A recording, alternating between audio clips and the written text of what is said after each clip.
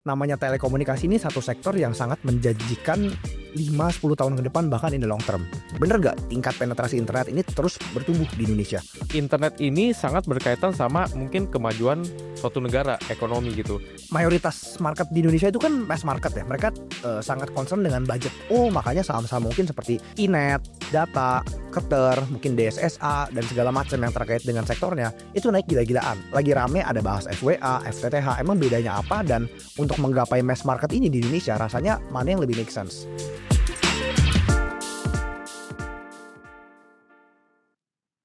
Value investing zaman sekarang itu bukan hanya fokus soal laporan keuangan aja, tapi harus bisa ngelihat kinerja perusahaan masa depannya itu seperti apa.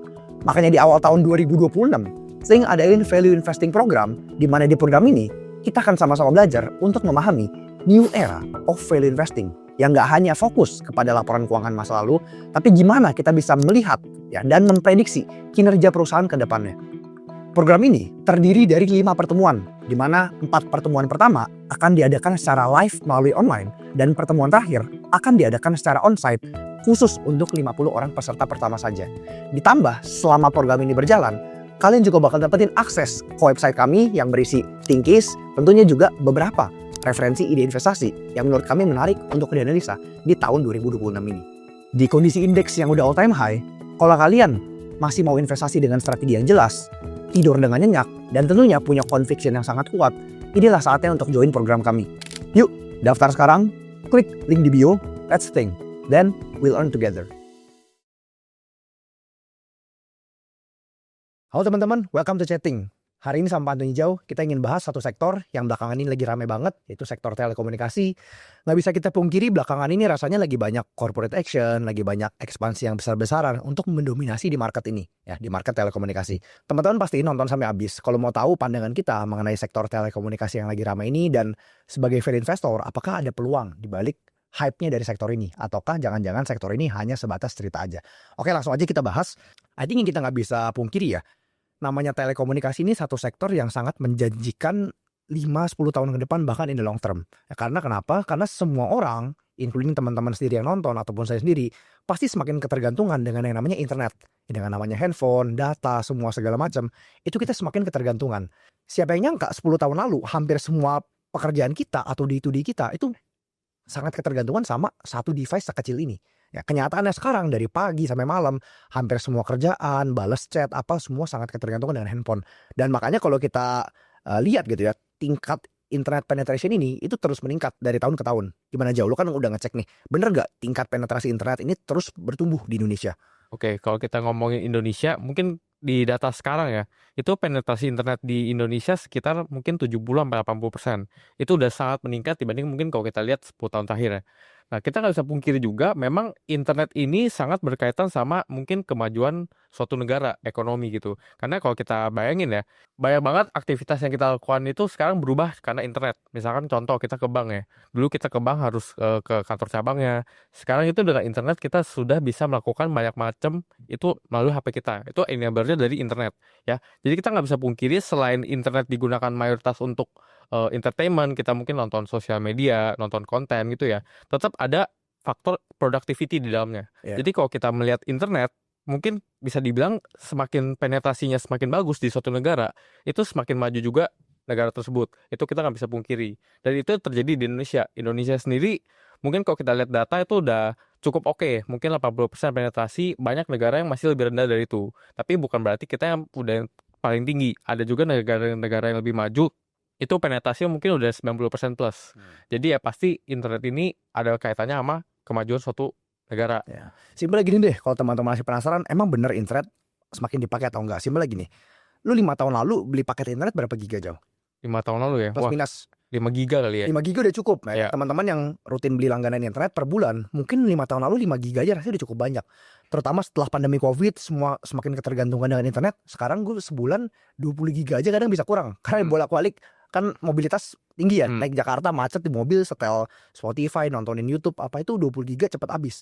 Jadi memang kebutuhan konsumsi internet kita itu meningkat banyak banget. Buktinya mana? Simpel aja, lihat HP kita subscribe gigabyte-nya makin lama makin naik atau enggak. Iya. Nah, tapi menariknya meskipun gigabyte kita makin lama makin naik, harganya per gigabyte itu cenderung makin turun sebenarnya. Hmm. Karena kenapa ya? Karena banyak perusahaan-perusahaan yang sedang ekspansi juga untuk menggarap ya market mobile internet ini, makanya harga per gigabyte juga semakin menurun. Tadi kan lu sempat mention soal tingkat internet yang udah meningkat banyak kan dari tahun ke tahun. I think itu kita udah sama-sama setuju di sini. Itu udah fakta yang kita nggak bisa pungkiri. Tapi masalahnya jauh. Kemarin gue sempat baca bahwa soalnya kenaikan internet ini itu banyak kan ditopang dari smartphone. Sedangkan kalau yang fixed broadband atau misalnya wifi rumahan gitu ya, itu masih cenderung sedikit. Nah, ada tanggapan nggak lo mengenai itu? What's your thought? Oke. Kalau memang kita lihat data, betul di Indonesia sekarang itu memang penetrasi secara average ya, secara rata-rata di Indonesia itu sekitar 80% misalnya. Nah, kalau kita coba telusuri lebih dalam, sebenarnya itu penetrasinya masih banyak disumbang dari seluler. Kita sebutnya mungkin yang dari smartphone yang pakai SIM card gitu ya. Itu kita sebutnya seluler. Itu masih banyak dari seluler. Sementara kalau kita lihat berdasarkan penggunaan, sebenarnya tuh orang-orang atau at least masyarakat di Indonesia itu menggunakan internet, konsum konten, konsum sosial media, dan semuanya itu masih banyak dari rumah sendiri. Jadi kalau kita lihat dari penggunaannya banyak di rumah sendiri, tapi dari segi jenis yang digunakan itu banyak dari seluler, itu kan sedikit jomplang gitu ya, nggak sesuai. Padahal yang kita tahu untuk menjadi efisien, untuk misalkan lebih murah dan segala macam, mendapatkan kualitas yang terbaik juga, itu kalau memang pakainya di rumah, ya kita pakai yang fixed broadband, yang wifi rumahan lah sebutannya. Itu tidak terjadi di Indonesia. Atau belum terjadi? Belum terjadi mungkin. Ya kenapa? Karena kalau kita lihat, kalau kita baca harga-harga gitu ya, harga-harga paket data di mobile gitu sebutannya, itu lebih rendah harga paketnya. Mungkin ini nggak ngomong harga per data gigabyte ya, harganya mungkin bisa start from 30 ribuan gitu per bulan. Sedangkan kalau yang di fixed broadband rumahan kan mungkin 200 ribu, 300 ribu. Jadi untuk belinya itu mungkin cukup berat. Padahal kalau kita pikir-pikir ya, misalkan kita satu rumah itu ada 3 orang masing-masing 30 ribu, itu aja udah 90 ribu. Kenapa nggak yang beli fixed broadband aja ya? Mungkin secara data juga lebih unlimited misalnya. Nah itu kan ada sedikit disparitas lah di situ. Ya, memang kalau kita berkaca deh ke pemain-pemain besar yang ada di fixed broadband. Let's say misalnya IndiHome, MyRepublic. Kalau teman-teman perhatiin jumlah subscriber mereka itu dibilang bertumbuh nggak bertumbuh, tapi bukan pertumbuhan dengan angka yang pesat. Kalau kita ngomongin sekarang ya, belakangan ini, tentu 10 tahun lalu pesat, tapi sekarang tuh rasanya udah mulai menjadi stalwarts lah, I would say. Kenapa? Karena memang kemarin sempat baca survei juga, mayoritas market di Indonesia itu kan mass market ya. Mereka sangat concern dengan budget. Tentu kalau mereka mau langganan internet tapi sebulan 300 ribu mungkin mereka mikir. Tapi what if kalau misalnya internetnya ada ditawarin lebih murah, tentu mereka bisa mempertimbangkan dengan lebih mudah contoh. Nah inilah yang pasti surveinya gue baca, bahwa soalnya alasan orang belum mau pakai fixed broadband, alasan utamanya karena memang harganya kurang terjangkau. Sedangkan pemain-pemain besar mereka juga udah nyaman menjaga profitabilitasnya di level segini jauh. Makanya yang membuat mereka ya udahlah subscriber kita udah segini-segini aja, cenderung naik pelan-pelan, tapi marginnya juga sehat. Nah ini yang membuat sebenarnya ada kan kurang lebih 70% orang yang belum pakai internet rumahan. Ini kan target market. Ini kan sebenarnya potensi uang juga. Dan yang terjadi di tahun 2025/2026 ini, rasanya udah mulai banyak perusahaan-perusahaan ataupun mungkin konglomerasi besar, mereka udah lirik, wah ini ada potensi uang yang bisa dimonetize nih daerah sini. Makanya mereka mulai banyak masuk ke sektor tersebut, sektor fixed broadband, internet murah segala macam, tarik kabel lagi segala macam. Untuk ujung-ujung apa? Untuk menggapai orang-orang yang belum pakai wifi rumahan atau belum pakai fixed broadband. Kurang lebih kan tadi masih 30% kan di Indonesia yang pakai. Masih ada target market mungkin sekitar 50% lagi yang bisa jadi potensial uang bagi perusahaan-perusahaan tersebut. Nah itulah konteksnya kenapa lagi banyak banget terjadi ekspansi gila-gilaan, corporate action terjadi di sektor ini. Nah pasti teman-teman yang penasaran adalah, oh makanya saham-saham mungkin seperti Inet, Data, Keter, mungkin DSSA dan segala macam yang terkait dengan sektornya itu naik gila-gilaan. Nah jauh, lu kan juga lagi buat Tingkis Wifi nih. Di situ kan ada jelasin bagian industrinya kan, demand supply-nya, supply chain-nya seperti apa. Lu boleh nggak ceritain sedikit aja supply chain-nya? Emang apa sih hubungannya tadi saham-saham yang gue sebut tadi dengan sektor ini? Emangnya kalau satu naik semuanya ikutan naik atau enggak? Ya teman-teman makanya kalau mau tahu lengkapnya, subscribe aja, jangan pelit-pelit investasi ilmu. Itu ada analisa lengkapnya bakal dianalisa langsung oleh Pak Antoni Jau, Tingkis Wifi ya. Kalau teman-teman masih ingin investasi tapi masih ragu, aduh kayaknya subscribe setahun kemahalan nih, masih ragu-ragu, malu-malu. Teman-teman langsung klik link di bio kita, join Value Investing Program.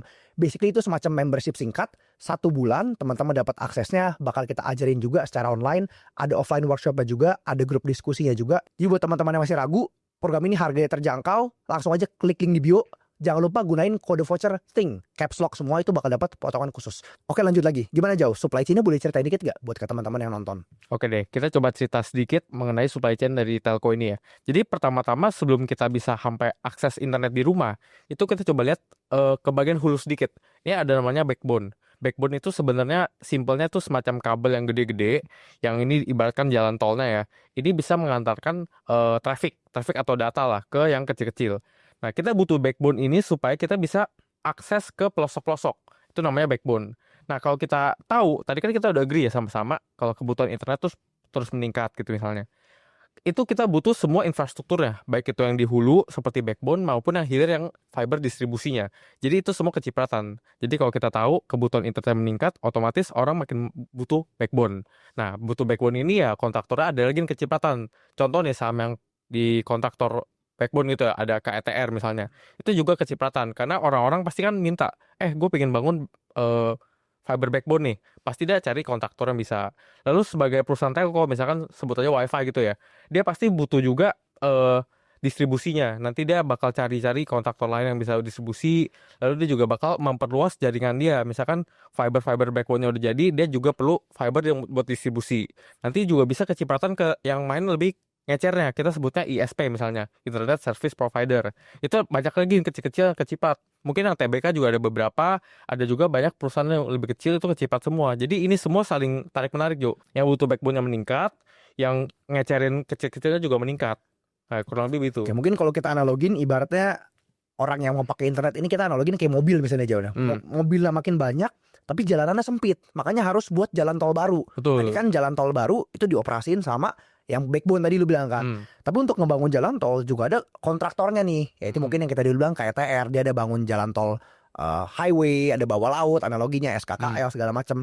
Jadi kalau jumlah mobilnya makin banyak tapi jalanannya sempit, ini bakal macet nih. Makanya mau nggak mau harus tarik jalan baru, harus ada kontraktor baru, makanya semua kecipratan. Ya. Mungkin itu analogi simpel ya teman-teman. Jadi kalau teman-teman penasaran kenapa sih ini kok ikutan naik turun, story-nya apa, kurang lebih konteksnya seperti itu. Jadi balik lagi karena demand ke depan di potensi meningkat, banyak perusahaan-perusahaan besar yang juga mau menjangkau internet dengan lebih budget friendly, menjangkau mass market tadi yang belum kesentuh, makanya semua sektor ini lagi cukup banyak ketimpa proyek. Oke, mungkin last question ya untuk penutup. Tadi kan kita bolak-balik bahas mau menggapai mass market nih Jauh. Ada kurang lebih 60-70% orang yang belum pakai fixed broadband di Indonesia. Pertanyaannya, how? Gimana caranya perusahaan-perusahaan ini bisa menjangkau target market tersebut? Bukannya 300.000 itu mahal. Kalau narik kabel nggak make sense. Nah, mungkin sekalian perbandingan apa sih bedanya FTTH, fiber to home, dan juga FWA, wireless. Oke. Kenapa lagi rame ada bahas FWA, FTTH? Emang bedanya apa? Dan untuk menggapai mass market ini di Indonesia, rasanya mana yang lebih make sense? Oke deh, mungkin sebelum kita masuk ya perbedaan FTTH sama FWA, coba saya cerita dikit dulu sebelumnya. Jadi kalau kita udah tahu supply chain-nya, kita perlu backbone. Backbone itu yang intinya, kita punya kabel intinya lah sebutannya. Lalu kita distribusin satu-satu ke rumah gitu, namanya fiber distribusi misalnya. Itu namanya juga biasa disebut last mile. Nah kalau kita lihat FTTH, itu kan fiber to the home. Dari backbone yang udah fiber ini, dia perlu tarik lagi fiber-fiber yang lebih kecil ke rumah-rumah. Nah ini biasanya makan uang, ini perlu capex yang cukup gede, ya kan? Karena kita perlu bikin gorong-gorong lah, tarik-tarik kabel lah, perizinan segala macam. Itu tuh cukup besar lah biayanya. Nah ada teknologi namanya FWA, Fixed Wireless Access, di mana last mile-nya ini yang tadinya mungkin kita tarik fiber satu-satu nih ke rumah-rumah, itu digantikan dengan kita wireless. Jadi kita pakai radio, sebutannya radio, kita pancarin lewat frekuensi, kita langsung jangkau ke rumah. Nah itu namanya fixed wireless access. Nah tanpa kita tarik kabel satu-satu, di mana tarik kabel satu-satu di distribusi ini yang makan duit banyak, itu bisa enable kita jualan dengan harga yang lebih rendah. Kurang lebih begitu. Nah makanya kalau kita lihat FWA, itu biasanya orang-orang sebutannya ini unggul banget di daerah last mile-nya, di biaya last mile-nya. Jadi ini yang mungkin ya menurut saya FWA ini bisa memungkinkan ya kita jualan fixed broadband tapi dengan harga yang jauh lebih rendah dari mungkin FTTH yang normal. Gitu kurang lebih. Tapi ya namanya FWA, kita kan ngomong wireless ya. Itu pasti kebutuhannya juga lebih ke daerah-daerah pedesaan, dimana kalau kita tarik kabel satu-satu gitu ya, itu kurang ekonomis secara biaya. Padahal kalau kita tahu di perkotaan itu memang mungkin secara infrastruktur lebih bagus, FTTH ini tentu lebih unggul. Kenapa? Karena lebih stabil kecepatannya. Mungkin untuk daerah-daerah yang elit yang pebisnis itu lebih cocok FTTH gitu. Tapi Indonesia kan banyak daerah rural sebutannya ya, pedesaan. Jadi ya FWA ini mungkin jadi game changer. Ya, jadi mungkin sedikit konteks apa sih bedanya FTTH dan FWA? Tadi jauh udah jelasin dengan bagus. Intinya memang kalau kita ngomongin quality, rasanya memang FTTH should be lebih bagus, lebih stabil ya kan. Cuman salah satu keunggulan FWA adalah easier to access. Mungkin ngomongin mass market lebih cepat ya, lebih cepat rakyat-rakyat bisa dapat akses melalui FWA ini. Dan pemerintah kan juga sempat mention ya, salah satu fokus mereka adalah ingin semua masyarakat Indonesia mendapatkan akses internet yang merata. Ya rasanya kalau mau semuanya pakai FTTH, satu selain mahal, kedua juga takes time, dan waduh itu bakal narikin kabelnya bakal quite challenging gitu kan. Sedangkan kalau memang targetnya ataupun goalnya dari perusahaan-perusahaan, pemerintah adalah ingin semua rakyat bisa akses internet dulu, mungkin seperti India, ya udah pakai FWA dulu. Mungkin beda prioritas ketika kita udah menjadi negara yang sangat maju, katakanlah seperti Amerika, mereka udah mungkin lebih fokusnya kepada quality lagi. Nah kalau kita ngomongin quality baru FTTH.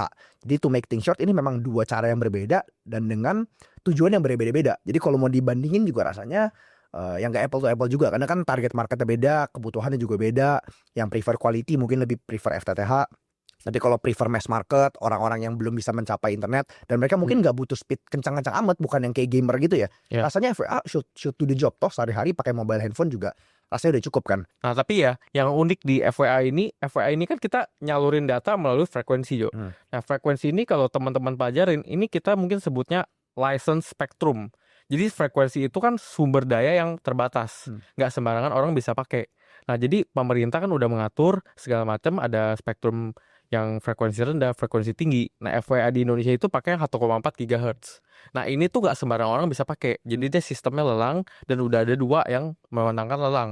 Itu kalau nggak salah yang region 1 tuh si Wi-Fi, yang region 2 tuh yang grupnya Sinarmas, DSSA. Sama region 3 ya? Iya, jadi region 3, 2 dan 3 tuh DSSA. Jadi ini bukan hal yang kita bisa pikirkan, itu pemainnya banyak.